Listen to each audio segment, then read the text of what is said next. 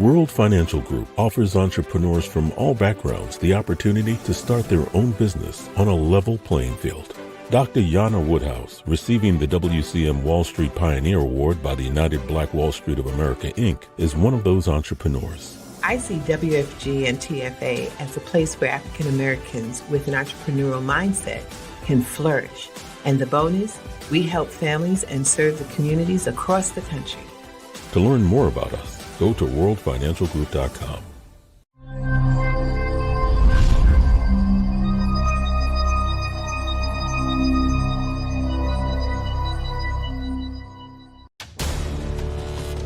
We are the sons and daughters of the soul. We are resilient and forever forward-thinking. We ask for nothing else than the opportunity to live and to create the lives that we were meant to live. We want nothing but an equal chance at options and possibilities. The same possibilities and options to live out our potential as our fellow man. We want to be heard, understood, and expressive in our reality. We are the future. We are the creative. We are here.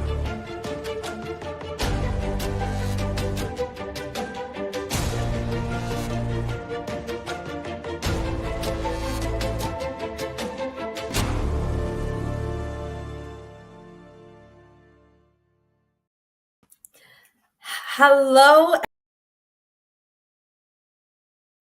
of the Power2Plan show, where together we can build financially responsible leaders. Here we break down financial literacy and entrepreneurship in a way that empowers parents, guardians, and educators to start powerful conversations with youth about money management. Financial literacy begins with simple conversations, and the Power2Plan student planner and financial literacy workbook is here to guide you with a savings template, 12 financial literacy lessons, and tools to help young people prepare for interviews and real-world opportunities. I'm your host, Erodita Anderson, and today I'm joined by someone who is more than just a guest. She is my mentor and a true powerhouse in the world of finance, Dr. Jana B. Woodhouse. With over 40 years of experience and ranking in the top 1% of licensed investment and insurance brokers in America, she has dedicated her career to educating families and building generational wealth. She is a trailblazer, a mentor, and one of the most respected professionals in the country. We're diving into the truth about building generational wealth, the misconceptions that hold people back, and the journey of the trailblazer behind this important work. So let's jump right in. Welcome, Dr. Woodhouse. It is such an honor to have you here today. Well, thank you so much, Erodita. This is so great. I am so proud of you. Go ahead, girl. Get out here and fight this mission, this crusade of getting people to understand how money works, and especially our children. Thank you so much. I really, really appreciate that. And having you here today is such a pleasure. I never thought that I would be here sitting with Dr. Jana B. Woodhouse on my show. I'm so happy. I'm so happy. Thank you so much for being here. Glad to be here. Thank you for having me. Anytime that I can talk to folks and get them to understand how money works and that they got to do something. Now, education is great, but you got to get busy doing, especially in these times, and that's what I love about what you do, to instill in the children to understand how money works. But not only that, but they get the word entrepreneurship. Yes. Thank you powerful. So much. Thank you for seeing the value in my work. Well, enough about me. Let's talk a little bit about you. Okay. And before we talk about the future generations, I want to go back to the early beginnings. Can you tell us a little bit about your time working on Wall Street, and what did you learn there that kind of shaped your career path? Well, what happened is it was one of those things. When I went to a preparatory school, big ups to Bedford Park Academy, and they don't exist anymore. But uh, we had a school of the average class was somewhere around 5 to 10 students. And we had one Black teacher, Mr. Leroy Henderson, and his entire education group was for business students. And I was like, okay, I'm not going into business. That's what I thought. And so Mr. Henderson had a tax office, and he was really distraught because people were messing up his tax office. They were doing bad things. And so he came into the typing room. Okay, there was a typewriter. There's a real thing called a typewriter, because people don't realize that now we got computers. Nobody knows. But anyway, we had a typing class. And after it, I asked him, did he need help? You see, that's one thing I'd love to say to young folks is that when opportunity arises, you got to walk in and step in and jump in, So he didn't believe I really was going to help him. And so he was like, yeah, you want to come talk to me after you graduate. And I did. And the thing that was so powerful was that I didn't know where he had his office, and I didn't really care because it was an opportunity. His office was in the Brooklyn in Brownsville, and I lived in the Bronx. 2-hour trip to get to him. Wow. And thank God for having a wonderful mother, Burma Woodhouse, fantastic. If I said I wanted to do something, she was behind me. And so what she did is that she says, you can go, you can do this. I'm going with you. Mm-hmm. I was like, Ma, you can't go to me with the job. You can't. She says, I'm going with you if you're going to do this. Mm-hmm. So we traveled, and she and Mr. Henderson became great friends. But 2 years after that, I bought the business from him. And in doing so, I wasn't sure exactly what I was doing. Plus, I didn't look like I was 19 years old. I looked like I was 12. So I rehired him to cover the front of the office. And in doing so, the business started to build. I had a business at that point I purchased for 150 clients, and it has grown to hundreds now. But why I bring this up is because of opportunity, but also seeing a need. This is what entrepreneurship is about, seeing the need and the problem and having a solution. The problem was we were back there in 1984. It was a time when interest rates were like 14, 15%. Sounds great, right? Tax rate was 50%. So that meant you were losing money in taxes. And so I wanted to send my clients to get tax-free investments. And I was so excited. And they kept coming back saying people said that they didn't qualify. So I went to Wall Street because I wanted to find out why they didn't qualify. I did find out that the average investor at that time needed to have at least $100,000 in income and $500,000 to invest.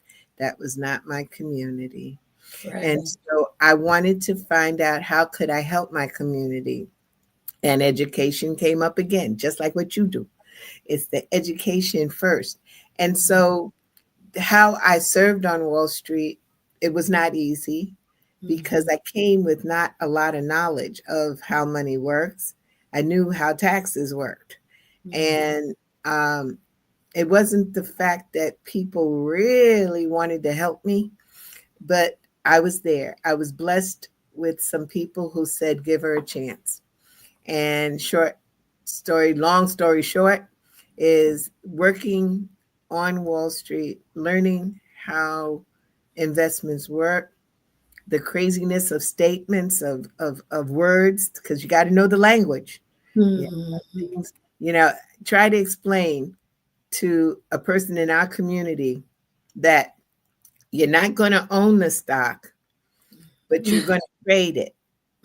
And if you make a profit off of it, you're going to get the profit, and then you got to maybe buy back the stock. That's called short, but no one in the world understands that. So you had to make it so that people understood.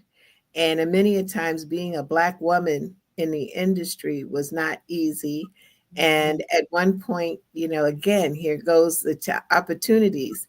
The firm I was at was Omni Mutual at 2 Wall Street, and the owner wanted us out of the office. It was 2 women in there, myself and Sue Saltman, wherever you are, Sue.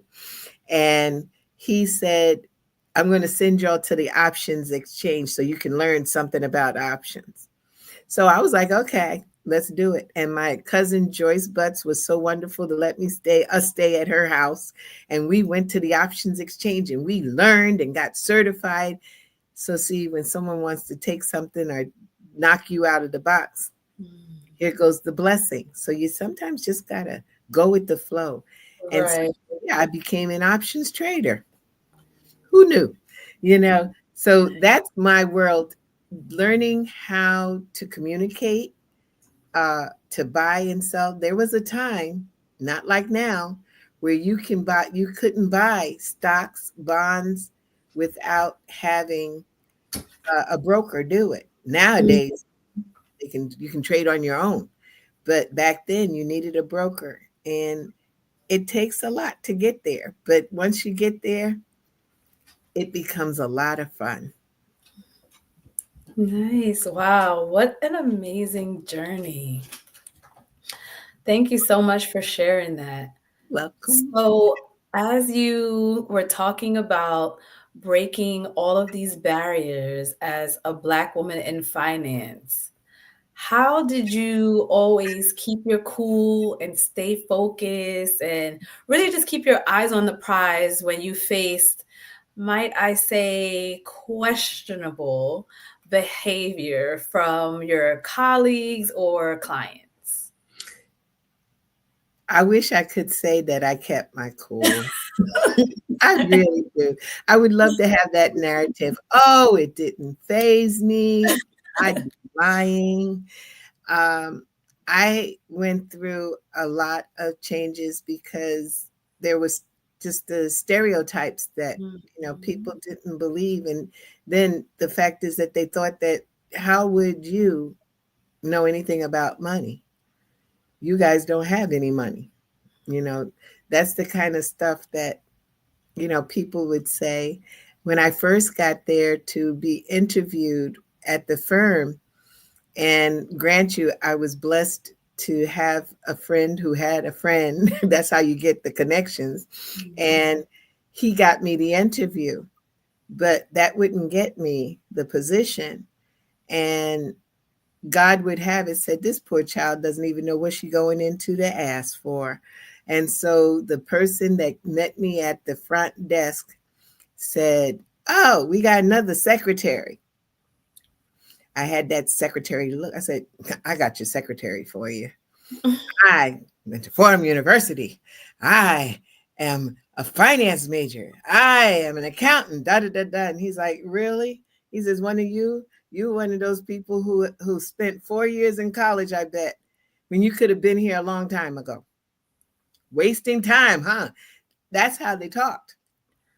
And so I said, no. He says, so what are you here for? I said, I'm here. I'm going to be a broker.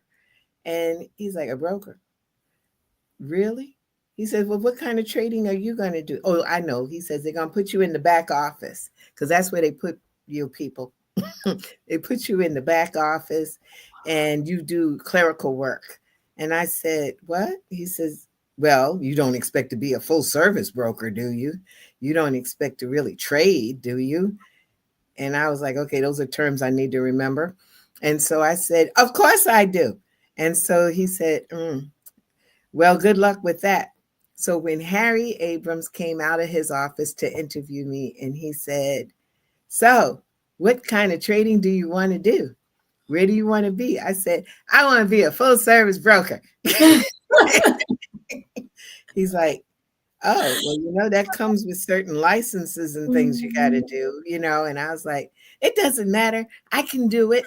And he's like, So they sent me out, and anybody in the audience who happens to have ever been a broker or in the financial services industry, I had 2 weeks to study for my Series 7. Wow. 2 weeks. And I later now know I was set up for failure. But but the funny part about it is God would have it. I had the opportunity to meet a gentleman, Reginald Daniels, wherever he is, bless his soul, who said to me, "How long did you study?" He came up from he says, "Let me tell you, sister, there's a whole lot of salt out here, but it ain't a lot of pepper. So you got to figure out what are you going to do and how you going to do it." So I said to him, he says, 2 weeks you had to study? I said, "Well, how long did you study?" He said 6 months. I said, "Oh, I am in so much trouble." So he says, "If you pass, call me. If you don't pass, call me." Well, I didn't pass. I missed it by 2 questions. And so he called me though.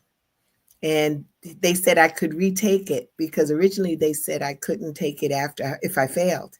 But they said, "You did 2 questions, girl. Look, take it again." He came, and this is where they say that we as a people don't help each other. That's a lie. This man came every day for 2 weeks and grilled me on what I really became was an options trader on options, and gave me that opportunity to sit at the desk and to be able to trade and understand. And when I got stuck, he was a mentor that I could call. And I gotta say, there's another gentleman, Reginald Islet. I guess Reggie's were running for me, you know. But when they tormented me, he would say to me, "Don't let them see you cry. Mm-hmm. Don't let them see you cry. Do something silly, do something crazy, but don't let them see you cry." Right. And that's what I did. But if I hadn't had mentors and people who cared, I wouldn't be here today. Because at a certain point you start to say, "I'm out. This is too rough." But no, they told me you got to stick to it. I didn't know that there were brokers all over the place that looked like me. I didn't see any, but it didn't matter. There was one young lady, and I'm sure she's out there in this world still because she wasn't that much older than myself, Karen Gibbs. She was a trader for treasuries. That was her area, was treasuries. So she didn't really trade on the floor. She just, did regular trading within the treasury market. But no, there wasn't a lot of us that looked like. Wow. Well, now I see why you decide to pour into up and coming people like myself and mentor us and always be so kind. So we certainly appreciate you for that. And so now, now that you're ranked in the top 1% of licensed investment and insurance brokers in America, which is quite an accomplishment, can you tell us a little bit about what personal principles or habits have contributed to that level of success? That's a good question. I think the attributes are, number one is the fact that it's something that I'm passionate about.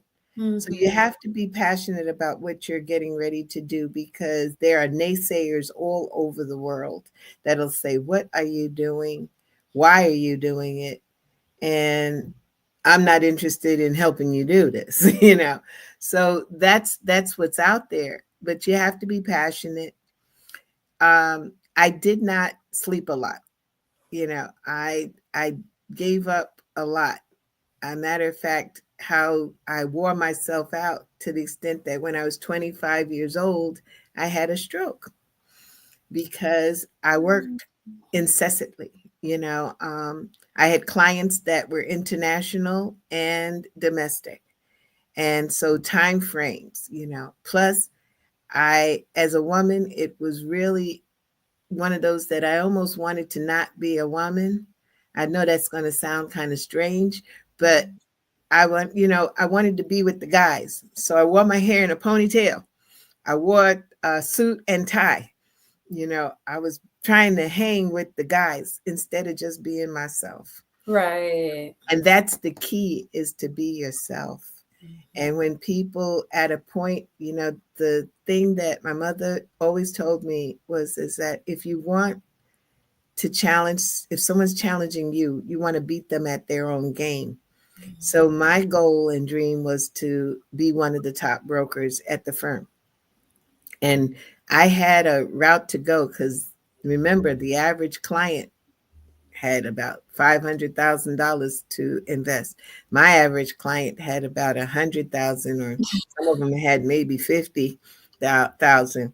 So I had to work extra hard. We were a venture capital firm, which means that we bring investments. We raise money for people's projects, people's company, sort of like Shark Tank today, except for we didn't have a Shark Tank then. And so those are some of the principles is that, you got to keep your eyes on the prize. You got to fight like there is no tomorrow. And you got to not listen to people all the time. If people aren't mentoring you, who's mentoring you have not become successful in their field, then maybe you want to listen to someone who is, and you're not going to listen and do everything that they say either. You've got a mind of your own, but it's if they've fought the battle and they won or semi won, if they get to that level, then you got to listen and do and take it to the next level. I'm looking for people now to take the reins. This is a different market. This is a different industry now. When I was starting, it was about sell, and quotas. There was no NASDAQ. There was pink sheets. There was penny stocks. It was a different world. The Dow Jones was 1,800. Okay, we're up to 47,000. Right. If someone had told me back then, if I just had a quick crystal ball, oh my goodness, I wouldn't be sitting here. I'd be on an island somewhere, owning the island. But that's what it takes, it's listening. The key is that you have to have the fortitude. I'd love to tell the story about 409. There's a cleaner that's called 409. And a lot of people don't know why it's called 409. It's called 409 because the man who invented it took 408 times failing. And when he got it right, he named it 409. 409. Wow. Look at that. You learn something new every day. And that's what I think about. As a matter of fact, I remember I was a keynote speaker at Touro College for their undergrad division one year. I think it was 2014. And that's the story I told, because the key is no matter what you feel and what you think, and that the failures come and things, don't work the way that you want them to work. Oh, that's okay. Put yourself together and keep going with it. If it's your passion, if it's not, then, it's okay. Let it go. But I was passionate about bringing the financial literacy to my community.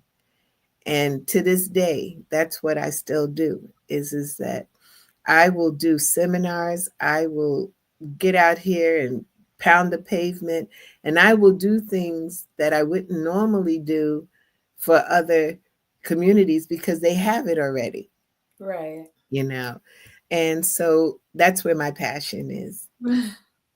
Well, thank you. And we are so happy to have you as a mentor and as someone in this field leading us to becoming financially literate and also building generational wealth. So if you had to just tell the audience what is one step you believe every family can take to start building generational wealth today? What would that be? One step. Can we put a First package together? The best thing that you can do as a family is to encompass and find some financial educator or financial advisor that will sit with you. That's the first step, because you got to know where you are to get to where you want to get to. It doesn't happen overnight. You got to set up a plan, because if you don't have a plan, you're planning to fail. So a family needs to, one thing else they need to do is stop hiding the stuff from the kids. Talk to step. them. Get your book, Power to Plan, the 12 envelopes. You got to get those. I have been looking for ages to see who could put out something that was for the children, because a lot of the financial books and things that are out here go way over their heads. Shoot, it goes over their parents' heads. So Mhm. something that's simplistic. And why I love your 12 envelopes. Yeah. When I got my first little job, that's what I did. I started creating envelopes. And this was for this. This was my budget, and what I could, but I always put together something that I could have fun. And so we got to make the whole education about money has to be fun. It's like I don't know who told someone that mathematics was hard and it was bad and nobody does math. I don't know who does it. I love math. Numbers never lie, just people do. You know. Absolutely. And I always appreciate your love for my 12 envelope system because, when I was designing it, when I was thinking about it, it was literally that, right? A tool designed to help parents and guardians and educators start the conversation with their youth about financial literacy. So if you don't know where to start, you don't know what to say, you can just pick up the 12 envelopes book or the financial literacy workbook and start with any of those topics and just really, really start talking to them about financial literacy. And by the end of it, parents will learn something, the kids will learn something, and we will be on our way. So thank you That so much for that. And I cannot believe you literally mentioned what my next question was. Which okay. it just makes me think about, when I was facilitating workshops at the Boys and Girls Club, I find that parents shield their personal finances from young people. We did a quick activity. They didn't know how much their rent was, how much the light bill was. They couldn't even tell me how much a gallon of milk was. So here I am thinking, how can you become financially literate? How can you learn to save when you can't even tell me how much a gallon of milk is? So to you, I ask this. How should Mhm. parents talk to their kids about credit, debt, and financial mistakes without creating fear or shame, but so that they can genuinely learn? Well, I think that one of the things that parents need to stop doing, number one, is shielding. You don't have to tell it all. Don't necessarily have to tell all the bad stuff that's happening, but give the information so that the next generation won't fall into it. So first of all, okay, plug number two is get the Power to Plan book, and then sit with them, or get the How Money Works Stop Being a Sucker book and read to them and get them to start to ask questions. Get them to start, years back we used to have a piggy bank. Nobody does piggy banks anymore. They don't have the children's little accounts, but you can get a Robin Hood account, so we need to look at including them in the world of really how money works. Take them, get them a little bank. If they can't open up a bank account, they have to open up a bank account now with their parents, as the uniform gift to minors. But they could still participate and start adding, even with the stock. If the parents don't know, the parents need to attend a workshop. We do workshops every Wednesday at 7 p.m. online. And anybody wants a link to it, all they got to do is send me an email because we do it religiously. Yes, go to Naj Enterprises Inc. at Gmail, because we do these. It's only 30 minutes because attention spans. But the key is to include the kids. We need to watch what we say and what we do. What do we do? Most of the time, just this little thing is that what do we do when it comes down to going to the ATM? What do we say? Oh, got to stop by the bank and get some money. But we never say the whole story. Mama and dad had to work to get the money into the bank account. So I had a youngster in my office, and he was thoroughly lost because he said, when I get 18, I don't need a financial advisor because I'm going to have the money card. And I was like, what in the world? The money card? What's the money card? Okay, so when his mother came back in the room, he said, the money card. I said, what is he talking about? He went in her purse and got that ATM card. And that was an eye opener for me, because that means that, what do we say? We have the card in the hand, we get to the bank, put it in, and we get money out. But they have a disconnect. We need to teach our children to have a relationship with money. We need to have a relationship with money, because if we don't, we start giving it away too soon. Absolutely, yes. I agree completely. And we had a question for you in the chat. Let's see. So, what are some tips you can give a kid that's trying to start saving? Oh, that's awesome. I like that. So it starts with this. Okay, I'm going to say a bad word: budget. So I understand that children, not everybody gets an allowance. So we need to start to groom them in the world of allowance.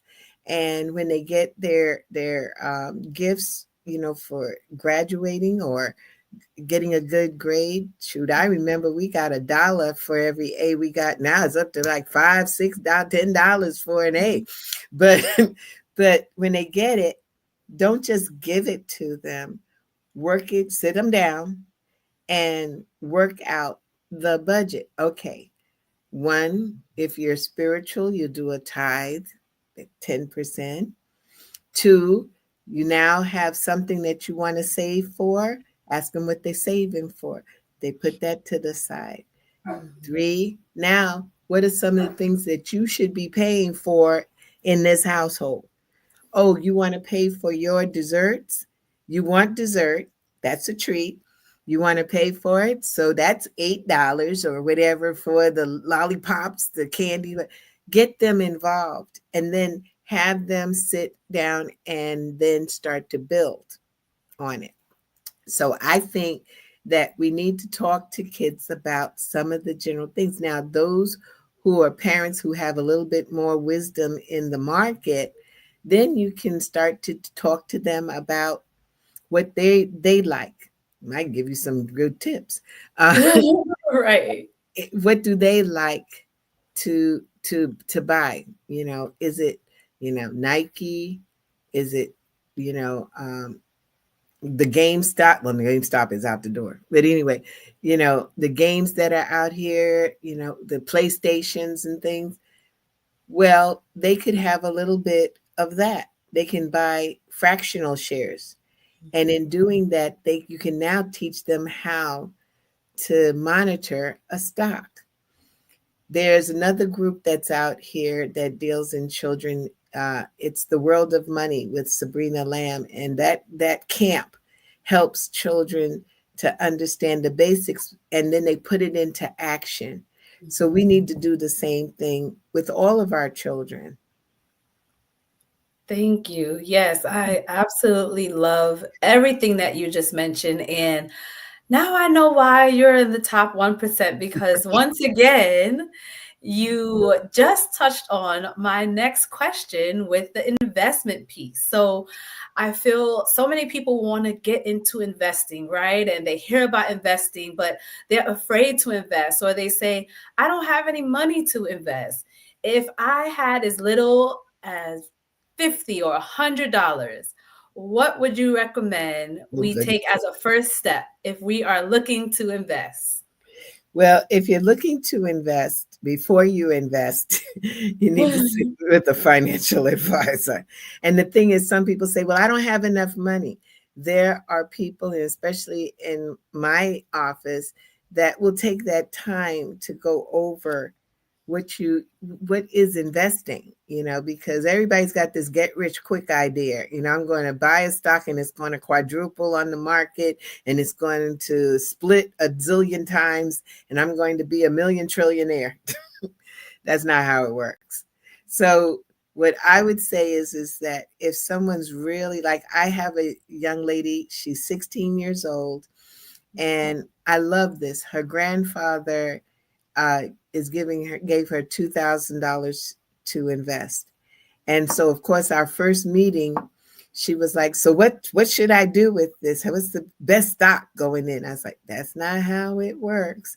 We're going to give you a little bit of a class.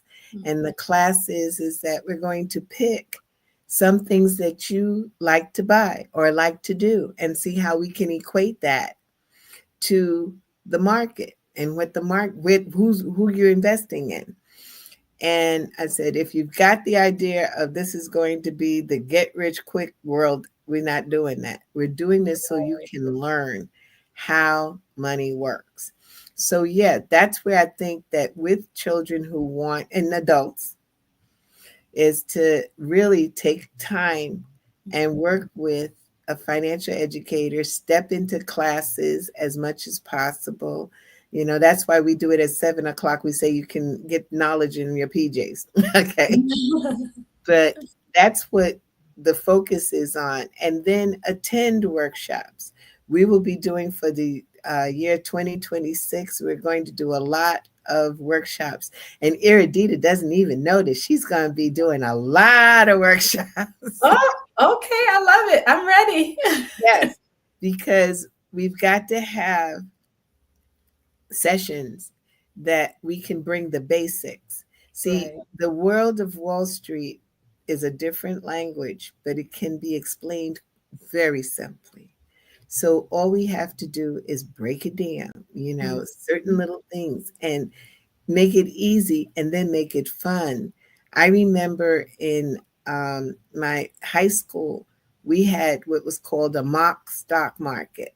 So we were able to buy stock. And I still to this day think that those teachers took our research and made money on it.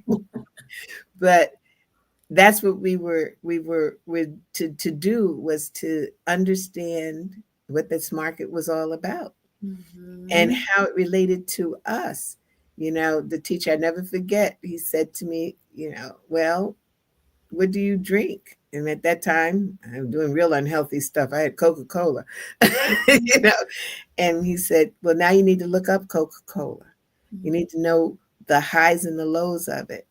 And I was like, oh, okay. Now let me let you know, I did not think ever that I was going to be trading and that I always had this image of I was going to put money into an account and forget about it. And then years from now, when I'm old and gray, I'd have like all this money in it because I left it all alone. That was my thought. Of course, that's not what happened. But yeah, to get started is really to do the basics and don't get the books that are out here that are real heavy financial books. Right. Get the simplistic ones, and work with it. And then don't be shameful to ask for help. If you don't understand a term, and so you've read the term and you still don't get it, Well, ask somebody who should know. Hopefully they know. Don't ask, don't ask, what is it? We get our investment advice from Joe the elevator man. Don't do that. Talk to a professional. Yes, yes, absolutely. Talk to a professional. And I think here we are. We have a professional right here. So let's talk a little bit about IULs and whole life policies. Okay. So, IULs, or Index Universal Life Policies, are kind of trending everywhere right now. And I just wanted to ask you if you could clarify for the audience, what is the real difference between an IUL and a whole life policy, and who may be best suited for which product? Oh goodness. That's a whole mouthful. Okay. First and foremost, and we're on this infamous world of the internet. I want people to know an IUL, a whole life, a VUL, all of those, they're insurance policies. They're related to your life or whoever the life is written on. It is not become a bank. Okay. Become your own bank. That's one of the things they should, and I'm glad they did. They've outlawed it for insurance people to even call it that, because it's based on your life and your life. Now, let's get to the differences between them. Is that when the insurance company, and I'll tell you this way, I always think about insurance companies, they're like casinos. They always going to win. You just got to figure out how you're going to get your part. Okay. Right. So first and foremost, again, is the fact that since they're a life insurance policy, one major factor, you got to be healthy. The younger, the better.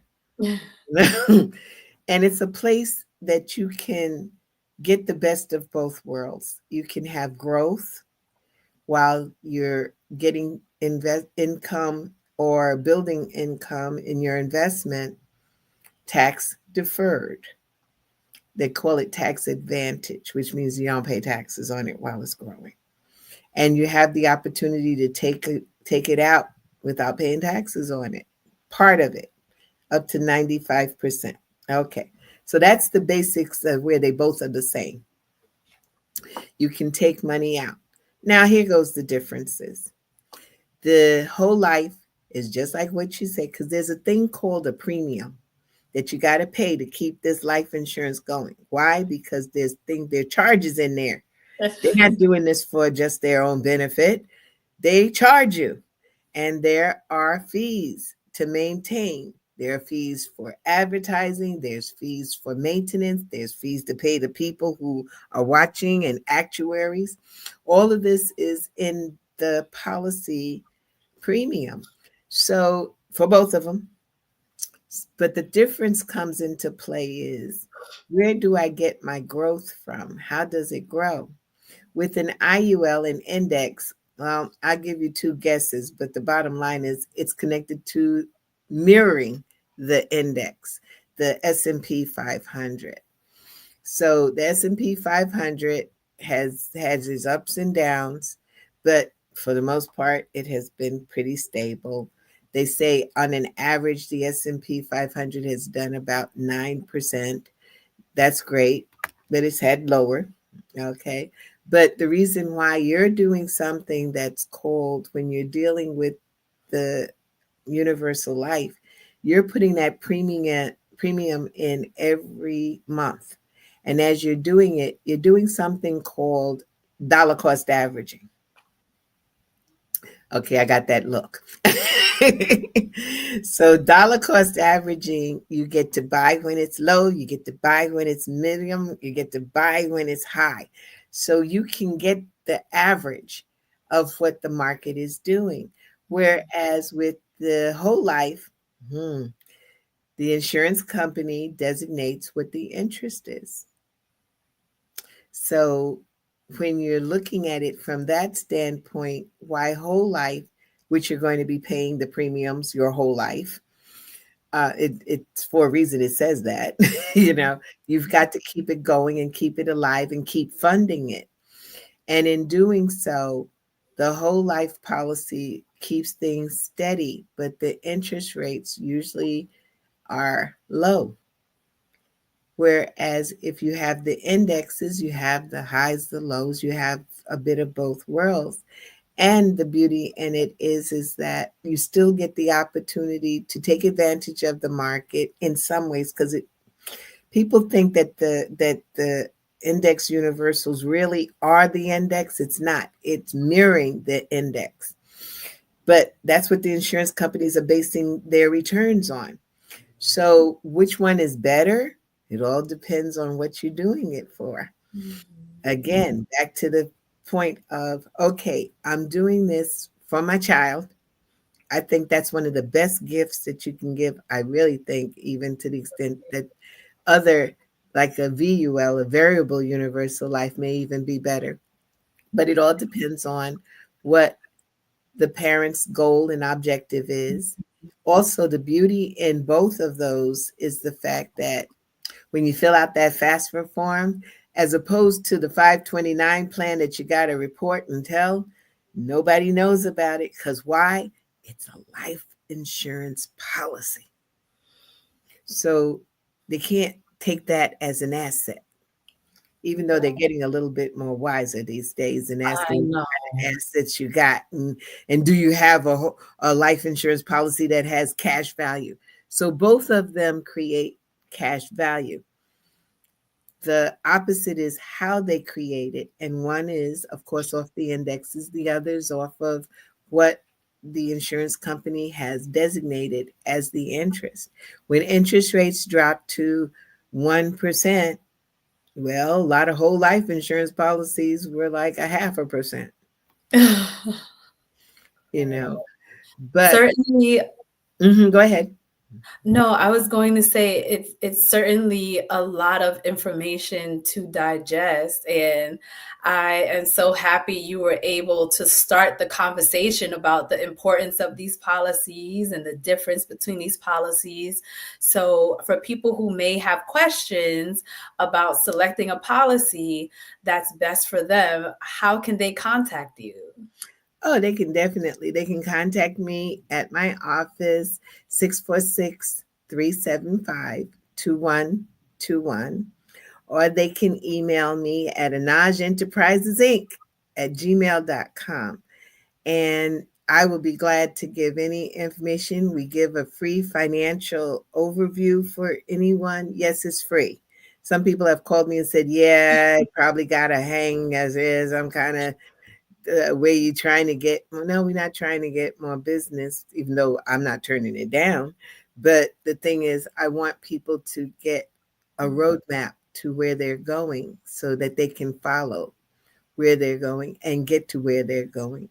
I have had clients that has been such a blessing that back in the days, they started with me, and all these 30 plus years, they now have had their homes paid for. They've had their retirements. Their children have gone to college, and that's the blessing. That's the feeling of when you're in this industry, is to help people to reach their goals, and you get to yours too. You will accomplish. But one more thing with the IUL versus the whole life. Of course. You have to really remember again that it's life insurance. Number two is the fact of what you can do with it, as far as, yes, there's things you can do to borrow from it and get money out.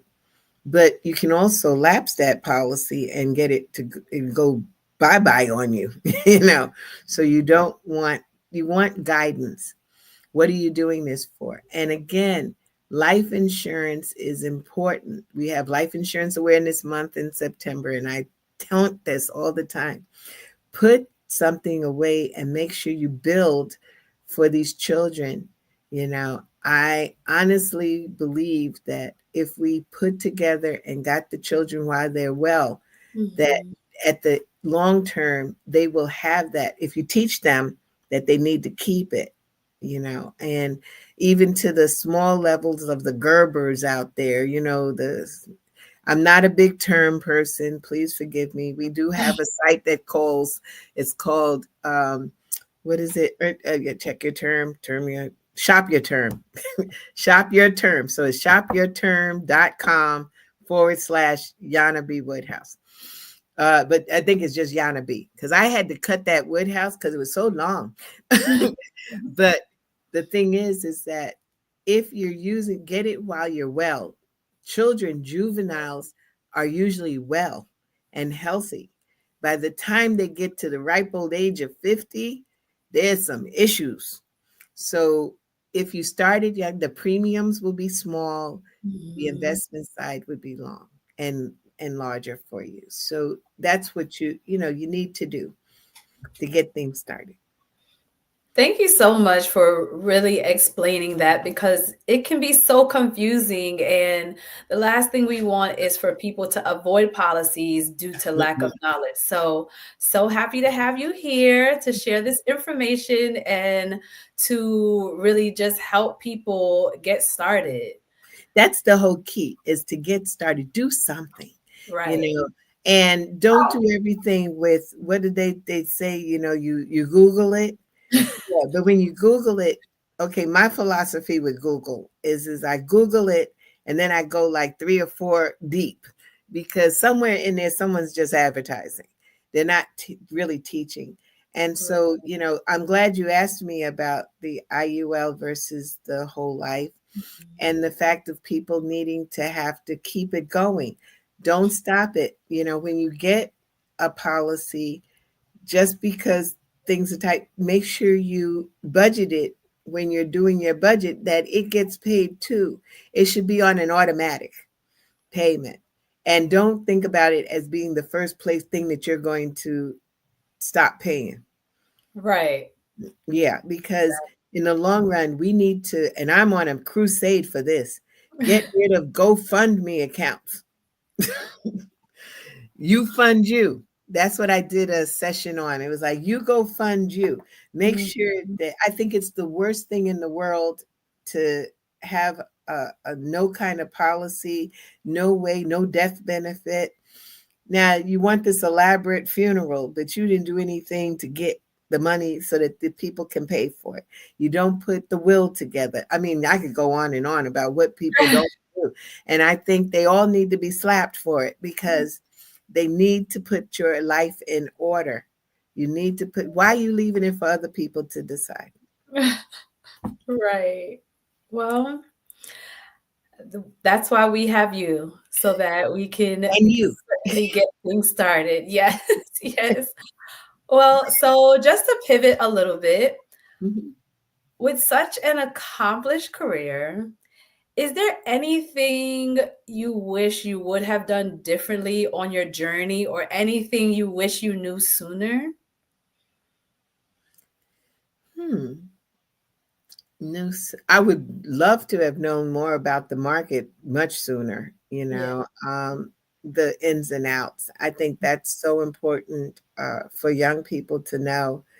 Other than that, I really I think that I don't have any regrets, because I love what I do. People have asked me, when you going to retire? I said, retire means I'm tired. I'm not tired. I may fashion it different, but that's what I wish, really. I think also is that I got an opportunity to mentor more people and get them really in the industry. And especially, I know I'll be held for this, but especially the Black and Brown community. I really wish, and I'm still working on it. That's why I'm looking for these soldiers, is to learn and then be able to share. We don't need secret agents. People who don't know what they, what do you do? No, tell them what you do.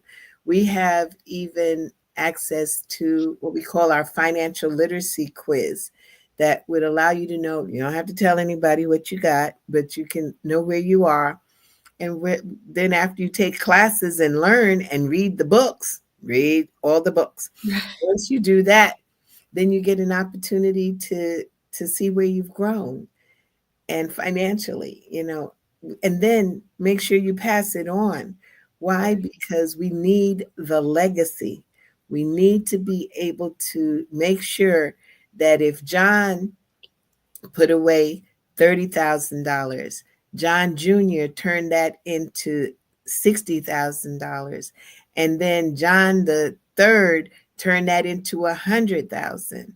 That's what we need. Not John had $30,000 worth of debt and he passed it on, Right.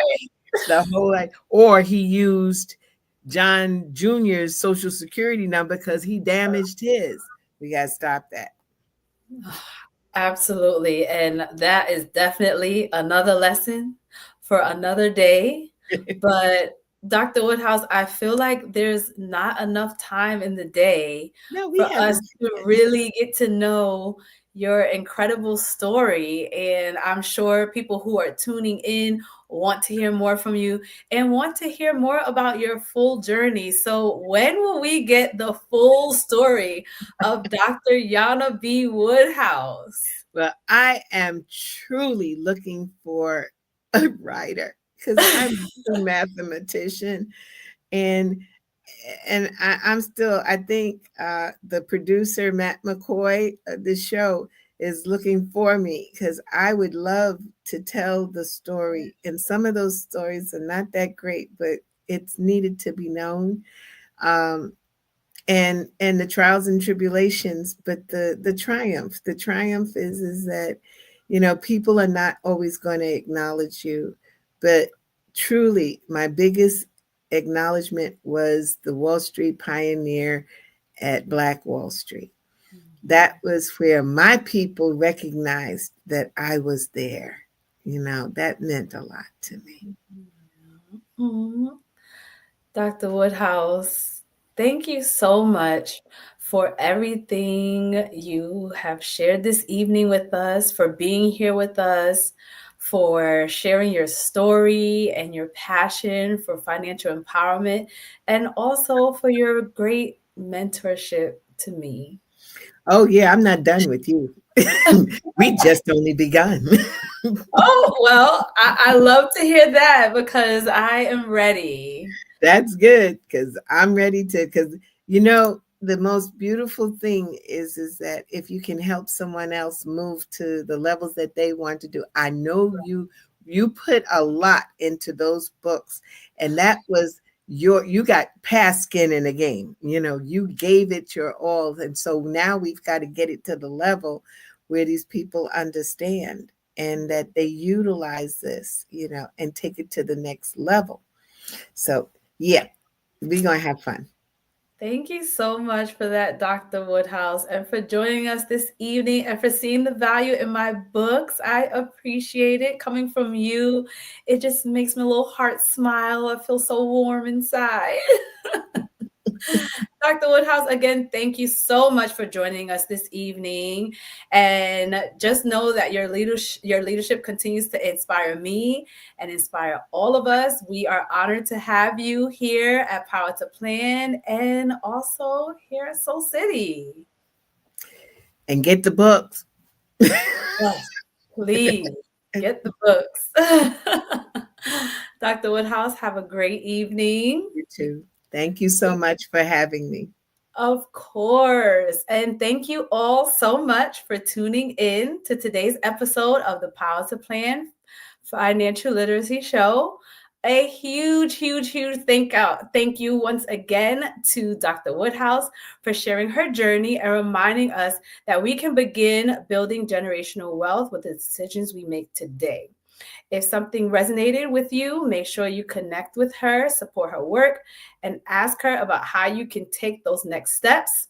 And don't forget, this platform is all about empowering adults to help the next generation plan with purpose, develop strong financial skills, and grow into confident, financially responsible leaders.